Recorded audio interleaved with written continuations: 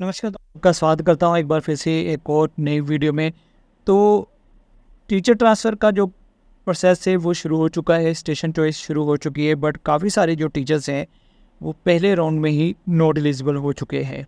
तो टीचर जो है वो नॉट एलिजिबल क्यों हुए हैं, इसके कई सारे रीज़न हैं और उनमें क्या रीज़न था, क्यों वो नॉट एलिजिबल हो गए हैं, वो मैं पूरा आपको जानकारी प्रोवाइड करूँगा। तो हो सकता है आप भी उस कैटेगरी में हो, तो आपको भी कुछ जो इन्फॉर्मेशन है, काफ़ी सारे मुझे भी क्वेश्चंस आ रहे हैं कि ऐसा क्यों हुआ है, तो उसके बारे में आपको थोड़ा क्लैरिफाई करूँगा मैं। तो चलिए, सबसे पहले मैं बात करूँगा नॉट एलिजिबल में कौन-कौन से टीचर आए हैं। तो सबसे पहले जो नॉट एलिजिबल में टीचर आए हैं वो हैं जिनकी 2 साल की स्टे कंप्लीट नहीं है, वो टीचर नॉट एलिजिबल हो चुके हैं। क्योंकि डिपार्टमेंट की जो पॉलिसी है, एजुकेशन की जो पॉलिसी है, उसमें 2 साल की स्टे ज़रूरी है। तो अगर आपकी कहीं पर ट्रांसफ़र हुई है या आप न्यूली हैं, तो वो उस चीज़ में आपकी 2 साल की जो स्टे है वो ज़रूरी है, 2 साल स्टे की कंडीशन ज़रूरी है। अगर वो कंप्लीट नहीं है तो आप नॉट एलिजिबल हो जाएँगे। एक कमेंट आया था कि एग्ज़म्प्टेड कैटेगरी में भी अप्लाई किया है, बट फिर भी 2 साल की स्टे की कंडीशन लग गई है। तो इसमें बता दूँ कि जो एग्ज़म्प्टेड कैटेगरी है उसमें आपको पॉइंट्स मिलते हैं। कि उसमें क्या होता है कि अगर आप किसी एग्ज़म्प्टेड कैटेगरी में अप्लाई करते हैं तो पॉलिसी के अकॉर्डिंग आपको जो पॉइंट्स है वो एक्स्ट्रा मिल जाते हैं, और जब आपका स्टेशन चॉइस होता है, अगर आपका कोई कॉम्पिटिटिव है तो उसमें आपको पहले प्रेफरेंस जो है वो दी जाती है। सेकंड, नॉट एलिजिबल वो टीचर हो चुके हैं जिनका 3 ईयर का प्रोबेशन पीरियड कंप्लीट नहीं हुआ है, तो उनको भी लिखा आ चुका है कि आपकी जो 3 ईयर की प्रोबेशन पीरियड कंप्लीट नहीं है, तो इसलिए आप नॉट एलिजिबल हैं।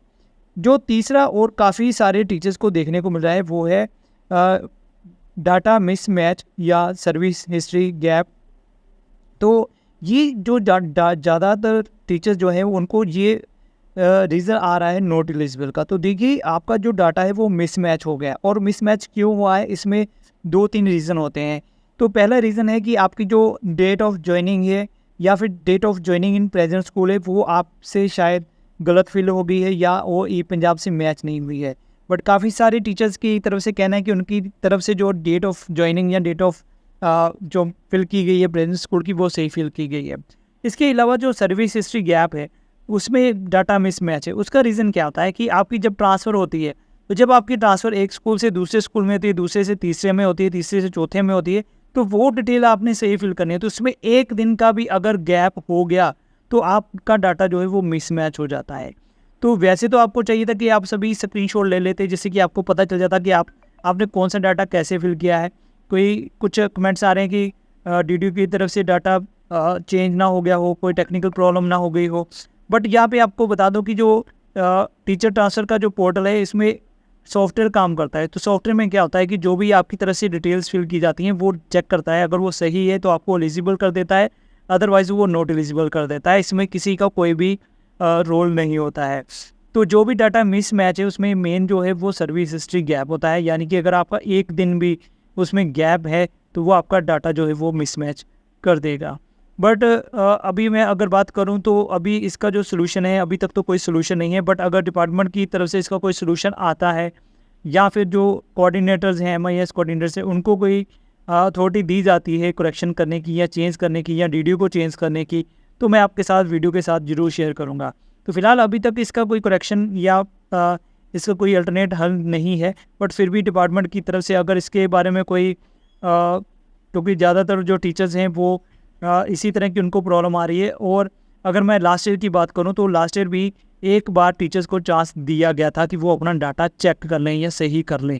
तो अगर हो सकता है मे बी अगर ज़्यादा टीचर्स का डाटा मिसमैच है, या एजुकेशन मिनिस्टर के पास ये बात पहुंचती है कि टीचर का जो डाटा है वो मिसमैच हो चुका है, तो हो सकता है मे बी आपको एक चांस जो है वो दोबारा से मिल सके। बाकी जो भी मुझे अपडेट पता चलेगी मैं आपके साथ ज़रूर शेयर करूँगा। होप बिल्कुल मत छोड़िएगा, अगर डाटा मिसमैच आ चुका है तो थोड़ा पेशेंस रखिएगा। मैं तो प्रे करूँगा कि एक बार ज़रूर चांस मिले आपको कि आपका जो डाटा है वो करेक्ट हो जाए, और अगर आपको करेक्शन मिलती है तो प्लीज़ ध्यान से ये चीज़ का ध्यान रखना है कि आपका जो सर्विस गैप ना हो, आपने डिटेल अच्छे से फिल करनी है, ठीक है? इस बात का आप ज़रूर ध्यान रखिएगा। बाकी जो भी अपडेट्स आएँगी मैं आपके साथ शेयर करता रहूँगा। चैनल के साथ बने रहिएगा, चैनल को ज़रूर सब्सक्राइब कर लेना ताकि जो भी अपडेट्स आएँगी वो आपको मिलती रहेंगी। तो चलिए, मिलूँगा नेक्स्ट वीडियो में, तब तक के लिए गुड बाय, जय हिंद।